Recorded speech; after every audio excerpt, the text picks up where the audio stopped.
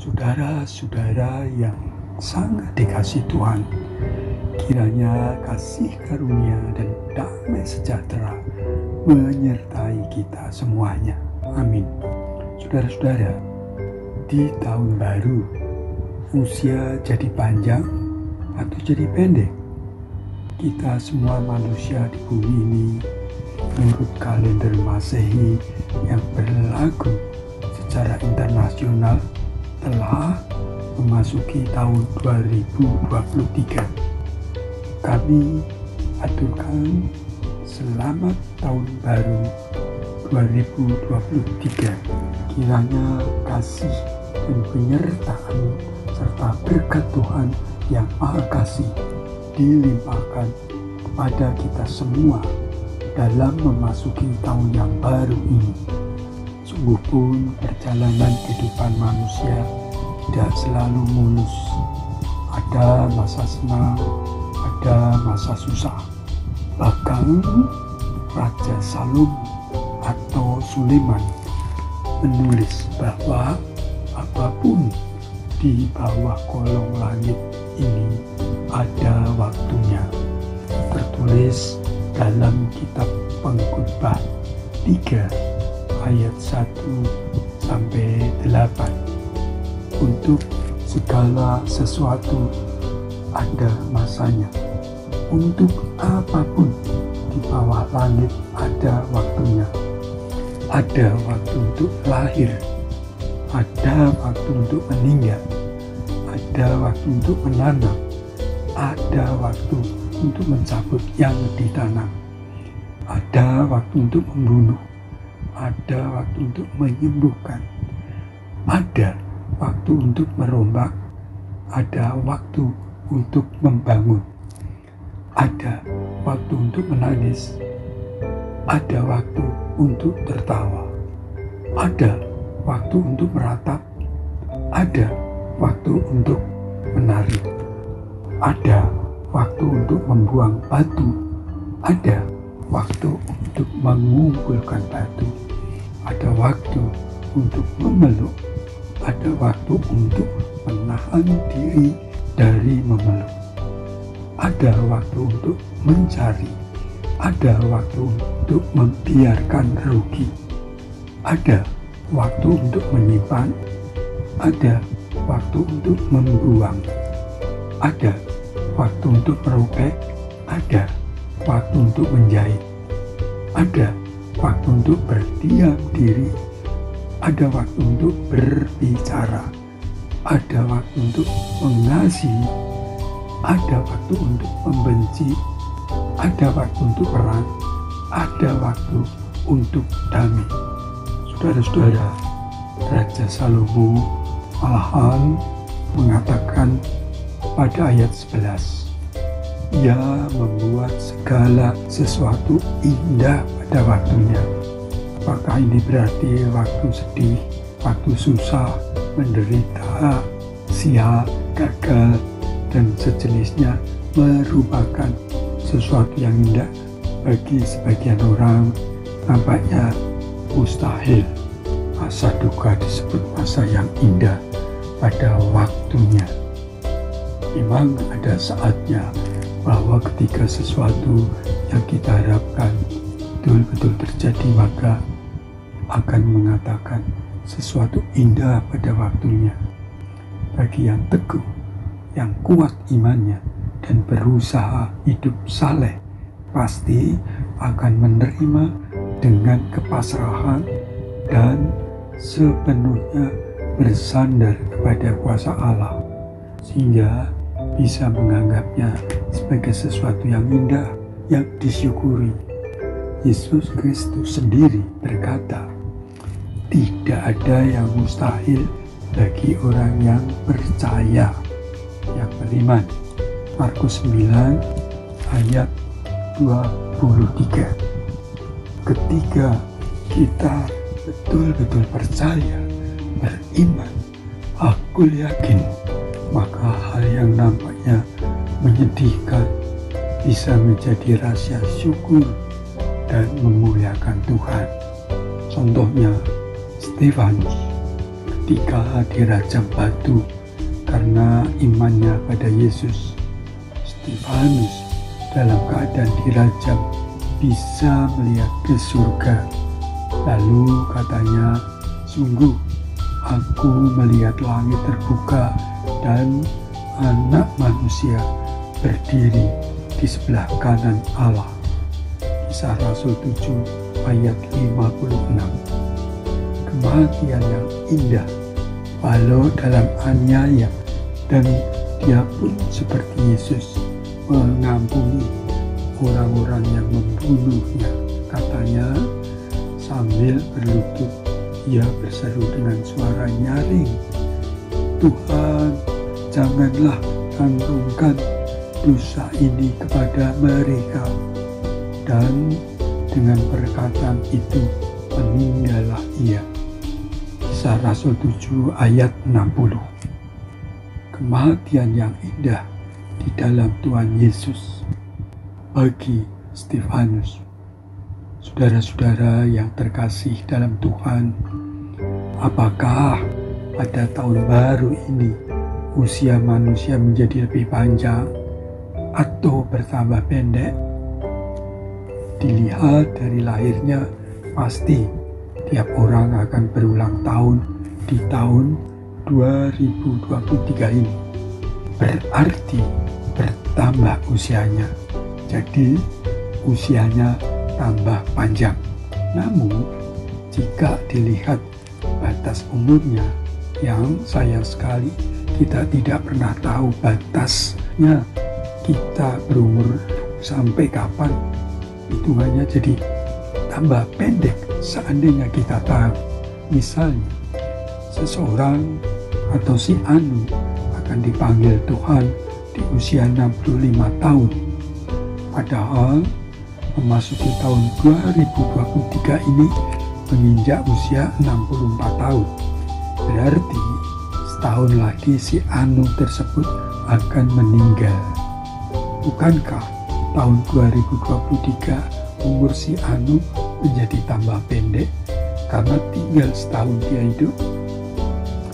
Tetapi orang siapa yang tahu panjangnya usia pada dirinya sendiri? Tidak ada manusia yang tahu. Kalau seseorang tahu kapan akan meninggal, maka dia siap-siap, mungkin siap tanah makam dan berusaha hidup lebih saleh, lebih alim. Doanya menjadi sering dengan harapan kalau sudah meninggal bakal masuk ke alam baka yang indah bernama surga. Tetapi sesungguhnya manusia mana yang bisa menjamin bahwa si Anu atau si Fulan setelah mati akan masuk alam baka yang indah yang disebut surga? Yesus Kristus mengingatkan bahwa walaupun orang itu mengaku telah berbuat baik dan bekerja buat Tuhan, tidak dengan sendirinya diterima di surga.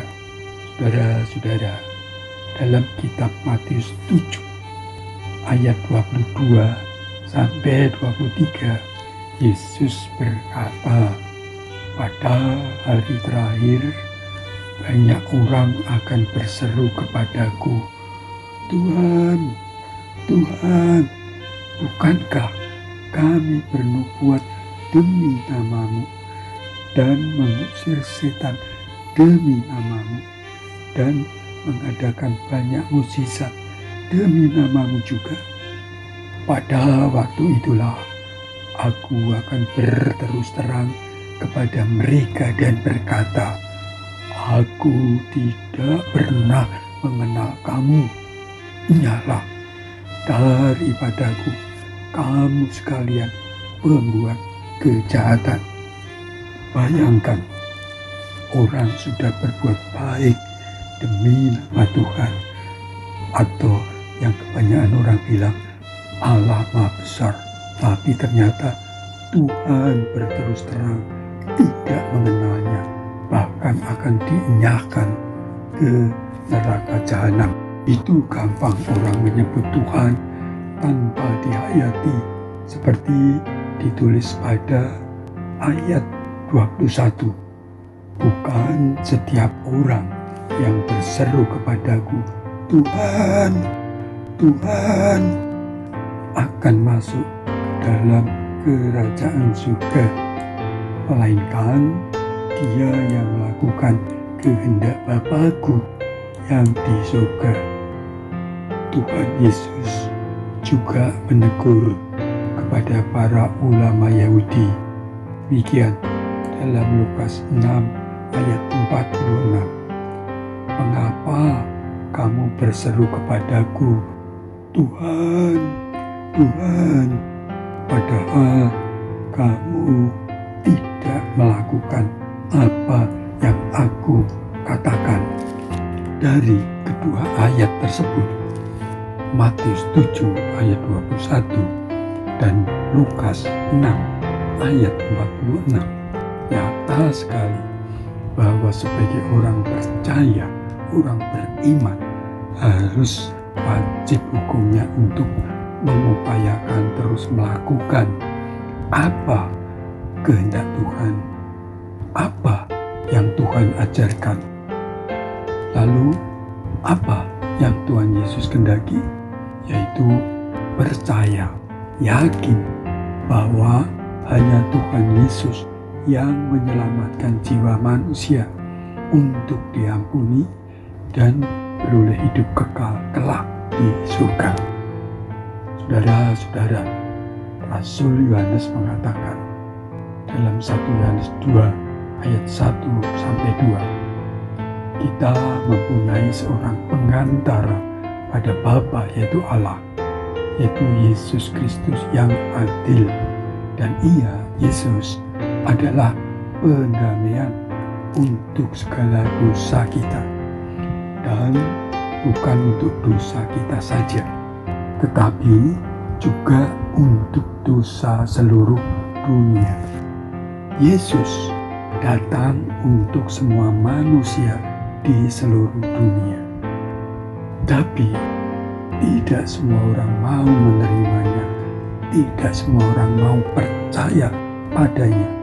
Yesus, perantara yang mendamaikan manusia dengan Allah melalui karya penebusan di kayu salib. Selanjutnya kata Yohanes, 1 Yohanes 2 ayat 3, dan inilah tandanya bahwa kita mengenal Allah, yaitu jikalau kita menuruti perintah-perintahnya. Jadi, setiap orang yang percaya dan menerima Yesus Kristus akan diselamatkan, akan diampuni dosa-dosanya, serta hidup dibimbing oleh Roh Kudus untuk selalu bisa taat kepada perintah-perintahnya di dalam kasih. Karena itu, tahun yang baru ini, 2023, tidak menjadi soal mau umur panjang atau mau umur pendek. Hidup kita sudah dijamin Yesus sepenuhnya selamat dan hidup kekal di surga.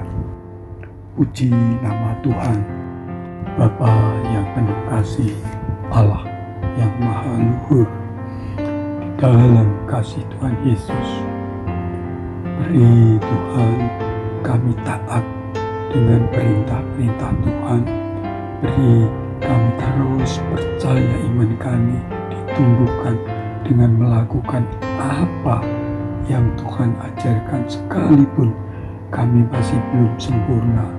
Tetapi biarlah Roh Kudus yang menuntun kami, sehingga kami dimampukan menjalani kehidupan seperti yang Tuhan perintahkan. Kami berdoa untuk saudara-saudara kami yang masih bimbang, yang masih ragu untuk menjadikan Tuhan Yesus sebagai jalan pengampunan, jalan penebusan dosa, jalan hidup kekal. Sadarkan mereka, buka hati rohani mereka oleh terang Roh Kudus, sehingga mereka juga boleh diselamatkan karena memang Tuhan Yesus datang untuk menyelamatkan manusia di seluruh dunia ini. Berkati mereka Bapa dan tuntun oleh terang Roh Kudus. Dalam nama Tuhan Yesus. Amin.